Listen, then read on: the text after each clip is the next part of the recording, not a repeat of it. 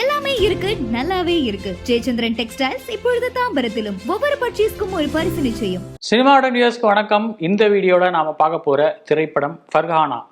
ஐஸ்வர்யா ராஜேஷ் நடிப்பில் வெளியாயிருக்கும் மற்றும் ஒரு படம். தொடர்ந்து நிறைய படங்கள் அவங்க நடிப்பில் வரிசையாக வெளியாகிட்டு இருக்கு.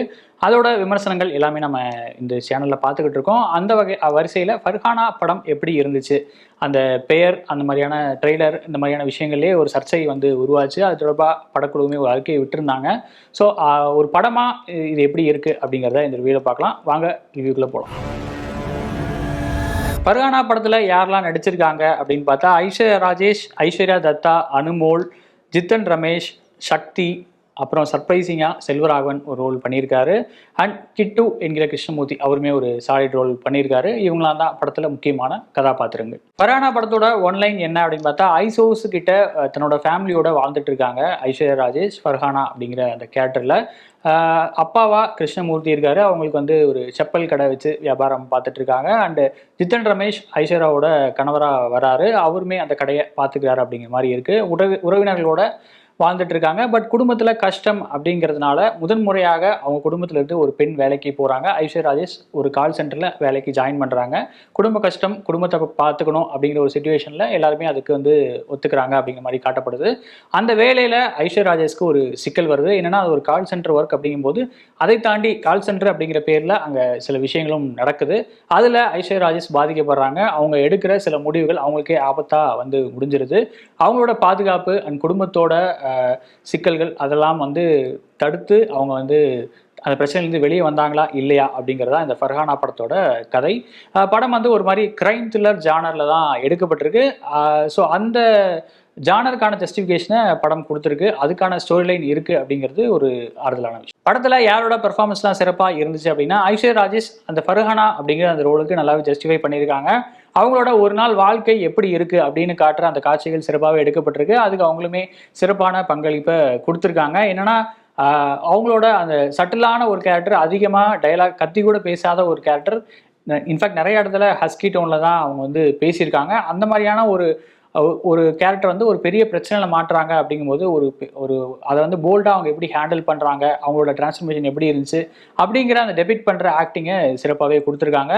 ஐஸ்வர்யா ராஜேஷ் தாண்டி படத்தில் ரொம்ப இம்ப்ரெஸ் பண்ணுறது செல்வராகவன். எனக்கு தெரிஞ்சு ஒரு பாதி படத்துக்கு மேலே வரைக்குமே அவரோட ஃபேஸ் எங்கேயுமே காட்டப்படல. அவரோட குரல் மட்டுமே தான் பயன்படுத்தப்பட்டிருக்கு. அந்த குரல்லையே நம்மளை வந்து நல்லாவே மிரட்டியிருக்காரு. அந்தளவு ஒரு பயங்கரமான ஒரு ஸ்பைன் சில்லிங் அப்படிங்கிற மாதிரியான ஒரு பெர்ஃபார்மன்ஸ் வந்து அவரோட வாய்ஸ் கொடுத்துருக்கு அப்படின்னு சொல்லலாம். ஜித்தன் ரமேஷ் அவருக்குமே ஒரு சட்டிலான ஒரு ரோல் தான். ஒரு ஹஸ்பண்டான, அதாவது என்ன சொல்கிறது, ஒரு அமைதியான ஒரு ஹஸ்பண்ட். அதை வந்து அவர் சிறப்பாகவே பண்ணியிருக்காரு. அவருக்கு டைலாக்மே ரொம்ப கம்மி அப்படின்னாலுமே அந்த ரோல் அப்படி ஒரு கேரக்டர் வந்து டெபிட் பண்ணியிருக்காங்க அப்படிங்கும்போது அதுக்கு ஜித்தன் ரமேஷ் ரொம்பவே பர்ஃபெக்டான ஒரு ஃபிட்டாக தான் இருக்கார். அண்ட் கிருஷ்ணமூர்த்தி அவருமே அவரோட எக்ஸ்பீரியன்ஸில் ஒரு பவர்ஃபுல்லான ஆக்டிங்கை கொடுத்துருக்காரு.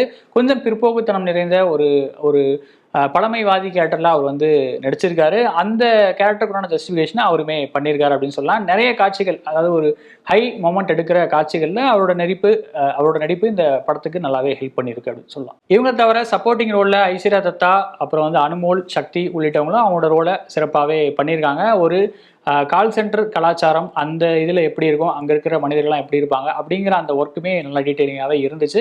அதுக்கு இந்த ஆக்டர்ஸோட பெர்ஃபார்மன்ஸுமே ஹெல்ப் பண்ணுச்சு அப்படின்னு சொல்லலாம். ஃபர்ஹானா படத்தோட பாசிட்டிவ்ஸ் என்ன அப்படின்னு பார்த்தா, படம் வந்து ஒரு கிரைம் த்ரில்லராக முன்னாடி சொன்ன மாதிரி அந்த ஜேர்னலுக்கான ஜஸ்டிஃபிகேஷனை சிறப்பாகவே பண்ணியிருக்கு. படம் எங்கேஜிங்காக தான் போகுது. ஃபஸ்ட்டு கொஞ்சம் டைம் எடுத்துக்கிட்டாலும் அந்த கதை நகரும் போது அடுத்தடுத்த பிரச்சனைகள் வரிசையாக வரும்போது ரொம்பவே ஸ்க்ரீன் பிளே வேகமாக தான் போயிருக்கு. முக்கியமாக செல்வராகவன் அவரோட அந்த வாய்ஸோட டிரான்ஸ்ஃபர்மேஷனுக்கு அப்புறம், ஒரு டார்க் டிரான்ஸ்ஃபர்மேஷன் நடந்ததுக்கப்புறம் படம் வந்து ரொம்பவே வேகமாகவும் சுவாரஸ்யமாகவும் நகருது அப்படின்னு சொல்லலாம். கிட்டத்தட்ட ஒரு பாக்கெட் நாவல் படித்த ஒரு ஃபீலில் அந்த த்ரில் வந்து மெயின்டைன் ஆகிட்டே இருக்குது கிளைமேக்ஸ் வரைக்குமே. அது வந்து இந்த படத்துக்கு ஒரு பெரிய பாசிட்டிவ்.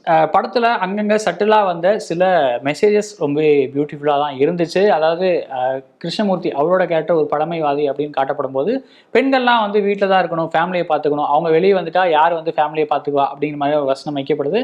அதுக்கு பக்கத்தில் இருக்கிற அந்த காய்கறி கடை அம்மா வந்து சொல்கிற ஒரு டைலாக் வந்து ரொம்பவே சிறப்பாக இருந்துச்சு. அவங்க சொல்ற அந்த யதார்த்தம், அவங்க சொல்ற அந்த விஷயம், அதுல உழைப்பு அப்படிங்கிற ஒரு விஷயத்துல எப்படி ஜெண்டர் அப்படிங்கிறது ஒரு முக்கியம் இல்லை அப்படின்னு அவங்க சொல்ற அந்த டயலாக் வந்து ரொம்ப பவர்ஃபுல்லா இருந்துச்சு. அந்த சீன் டெபிக்ட் பண்ண விதமும் அது பிளேஸ் பண்ணப்பட்ட விதமுமே ரொம்ப சிறப்பா இருந்துச்சு. முக்கியமா அந்த கதையில எந்த இடத்துல அந்த சீன் வருது அப்படிங்கிறதும் ஒரு முக்கியமான பாயிண்ட். இந்த கிரைம் த்ரில்லர் படத்துக்கு ஒரு பெரிய பூஸ்டா அமைஞ்சிருக்கிறது ஜஸ்டின் பிரபாகரனோட பின்னணி இசை அப்படின்னே சொல்லலாம். பாடல்கள் பெரிய இம்ப்ரெஸ் பண்ணல அப்படின்னாலுமே அந்த பேக்ரவுண்ட் ஸ்கோர்ல ரொம்பவே ஹெல்ப் பண்ணியிருக்காரு ஜஸ்டின்.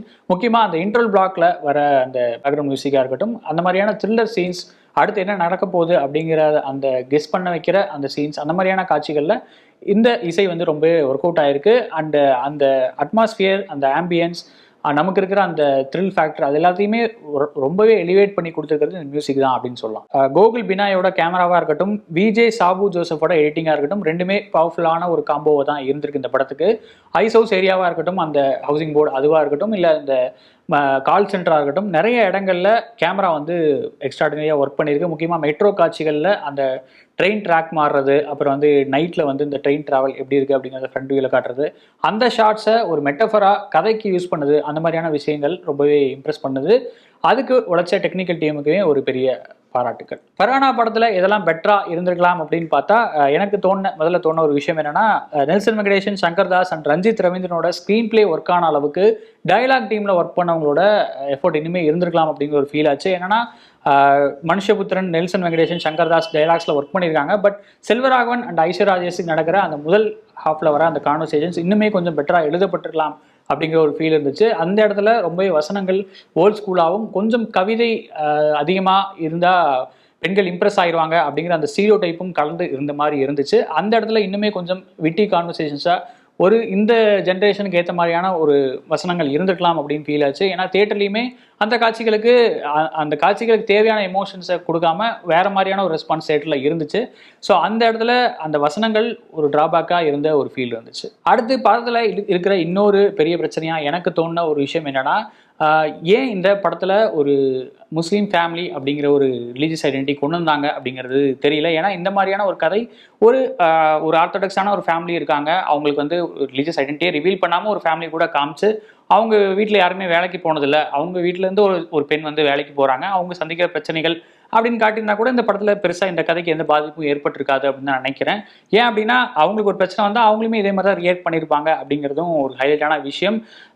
இதில் இருக்கிற இன்னொரு பெரிய சிக்கல் என்ன அப்படின்னா, எந்த ஃபேமிலியாக இருந்தாலும் அவங்க வீட்டிலேருந்து ஒருத்தவங்க வந்து வெளியே வந்து முதல் முறையாக வேலைக்கு போகிறாங்க அப்படின்னு காட்டுறப்போ இந்த மாதிரியான ஒரு பிரச்சனை வரும், அதுவும் இவ்வளோ பெரிய ஒரு கிரைம் பிரச்சனை வரும் அப்படின்னு காட்டுறது கொஞ்சம் ஆபத்தான விஷயமா தான் எனக்குமே ஃபீல் ஆச்சு.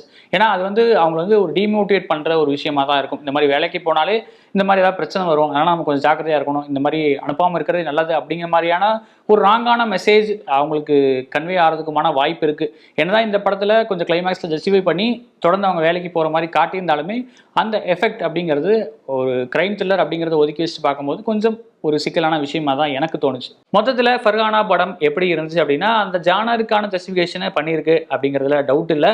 பட் அந்த பொலிட்டிக்கல் கரெக்ட்னஸ் அப்படிங்கிற விஷயத்த கொஞ்சமே கவனத்தில் வச்சிருக்கலாம். அதை தாண்டி செல்வராகவன் அந்த முதல்ல பேசுகிற கான்வர்சேஷன் அதுவுமே கொஞ்சம் பெட்டராக எழுதப்பட்டிருக்கலாம். இந்த குறைகள்லாம் மறந்து பார்த்தா ஒரு நல்ல சுவாரஸ்யமான த்ரில்லராக தான் படம் வந்து முடிஞ்சிருக்கு. ஒருவேளை இந்த படத்தை நீங்கள் பார்த்துருந்தீங்க அப்படின்னா உங்களோட கருத்து என்ன அப்படிங்கிறத கமெண்ட்ல சொல்லுங்கள், நானுமே தெரிஞ்சுக்கிறேன். வேற ஒரு வீடியோல உங்களை மீட் பண்ணுறேன். நன்றி, வணக்கம். எல்லாமே இருக்கு, நல்லாவே இருக்கு. ஜெயச்சந்திரன் டெக்ஸ்டைல்ஸ் இப்பொழுது தாம்பரத்திலும் ஒவ்வொரு பர்ச்சேஸ்க்கும் ஒரு பரிசு நிச்சயம். எல்லாமே இருக்கு, நல்லாவே இருக்கு. ஜெயச்சந்திரன் டெக்ஸ்டைல்ஸ் இப்பொழுது தாம்பரத்திலும் ஒவ்வொரு பர்ச்சேஸ்க்கும் ஒரு பரிசு நிச்சயம்.